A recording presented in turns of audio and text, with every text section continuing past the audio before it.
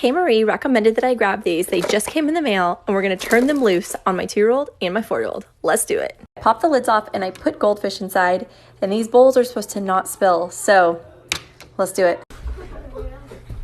Okay guys, you're not supposed to be able to spill these. Do you think you can run around with them and see if they spill? Flip it upside down, Nick. Flip it, Jakey. Okay, is it gonna spill? Yeah. You think so?